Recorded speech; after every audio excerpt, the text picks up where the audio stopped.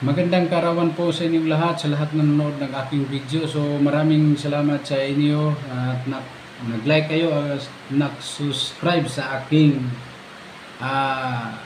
mga video. So mayroon po akong isi-share sa inyo mga lumang papel na aking binibili sa ibang bansa. Ayan.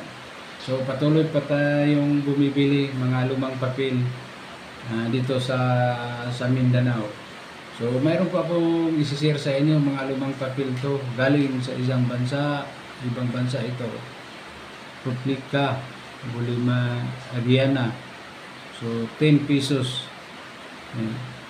US Villa Maris. Ito, binibili ko to sa halagang hindi umabot ng mga 100 bawat isa pa ganito. 100 to. Ayan. Sa kanila is 10 pesos ito. So 100 dia. This Villa Res. Banco Central Venezuela. Ito binibili ko sa halagang 100 bawat isa. So 100 pesos. Ayan. So ano to? May ano to mga hayop sa ibang bansa. Oh. So ito malaki siguro ang ano niya, buntot. May balahibo. Ayan. Pangalawa tayo dito. Dito pa rin. 100 pa rin to. Binibili ko sa 100 bawat isa. So, pareho lang sila is Republika Bolivariana de Venezuela.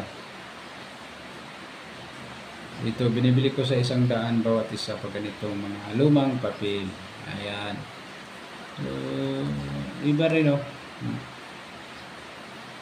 Banco Central de Venezuela. Ayan. Luis Bolivares. So, binibili ko to sa halagang 100 pesos. O yan. So, nabili ko to sa mga ibang bansa dun sa abroad. Ito, binibinta nila sa akin talagang.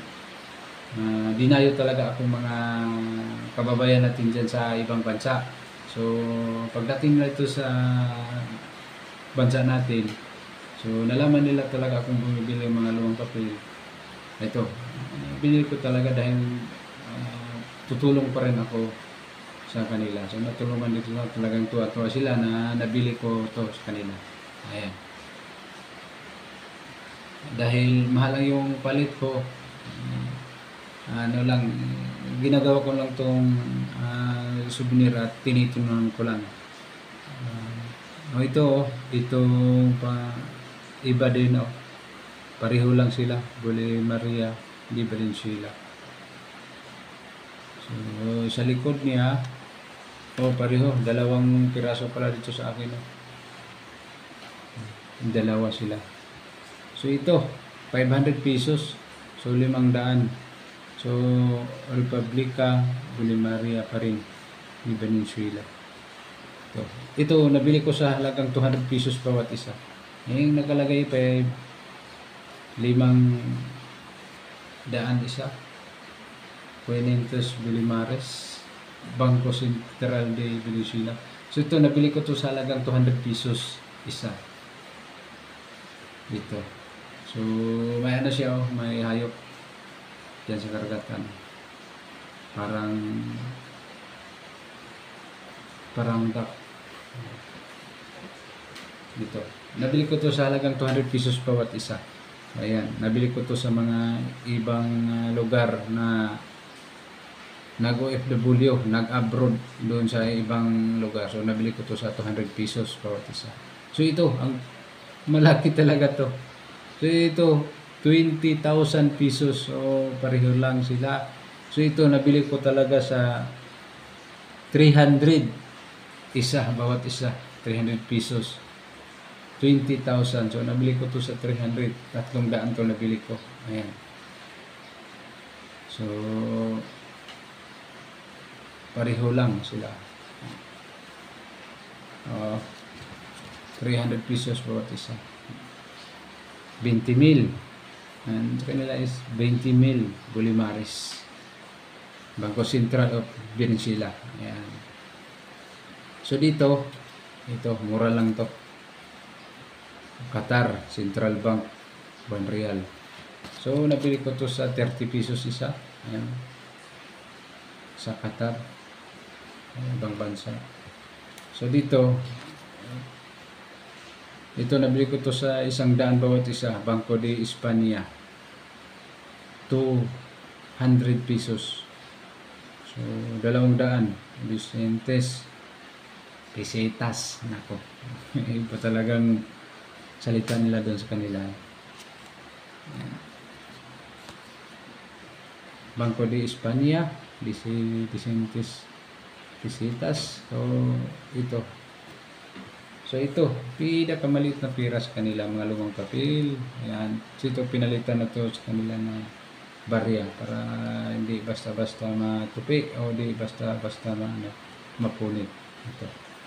Pinalitan ng mga barya. So, 1980. So, nakalagay is, nakasulat niya, Junko Remeningan. Ayan. Ito. Pero binibili ko to sa lagang 50 pesos. Kada isa lang. 50 pesos. Ganito ang nabili ko. Ito. So, paano. So, pareho lang sila. So, 2 piraso dito sa akin. 1980. So, demonetize na to doon sa kanila. So, maraming salamat po sa inyo sa lahat ng nanood ng aking video. So, ma'am, sir, tayo talagang nagtiwala sa akin. So, pasalamat tayo. So, malakas ng ulan. Pasalamat tayo. Bumubuhos na talaga ng mga ulan at bumubuhos din. Nabili ko mga lumang papel sa ibang bansa. Yan lang po ang masashare ko sa inyo. Talagang patuloy talaga tayong bumibili ng mga lumang papel. Hanggang ngayon, bumibili pa rin ako. Kaya maraming salamat sa inyo. Nagtiwala kayo, na-subscribe at like kayo. Pwede dyan kayong mag-comment para ma-replyan kayo. Kung mayroon ka, pwede kang mag-comment dyan sa aking video. Para mabili natin. Dito lang to sa Mindanao. Kung malayo ka dyan sa Luzon, hindi ko talaga mabili yung malayo ka. Dyan sa Visayas, hindi pa rin. Pag magpunta ka dito sa Mindanao, dito lang sa Zamboanga City, ayan, dyan tayo, nag-focus tayo dyan, bumibili ng mga lumang papel. At dito sa Zamboanga del Sur, Zamboanga del Norte, at Zamboanga City. So, yan ang nabili ko mga lumang barya sa ngayon. Mga ibang bansa ang nabili ko. Yan lang po at maraming salamat sa inyong lahat.